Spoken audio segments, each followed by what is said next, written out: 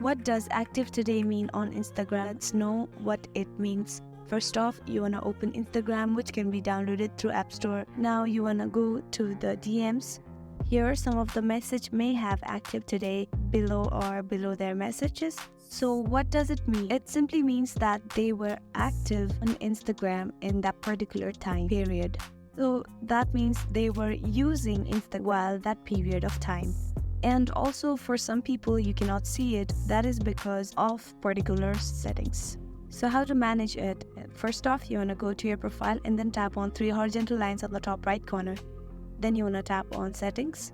As you do that, you want to go ahead and tap on the search bar and search for active status. Now you can see there is show active status on the option. So you want to go ahead and tap on it and you will reach to this page.